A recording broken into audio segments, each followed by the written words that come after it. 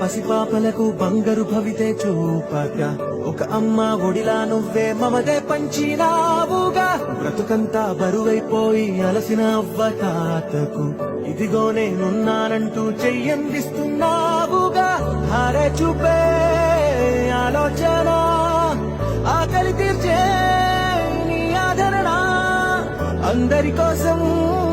నీలో తపన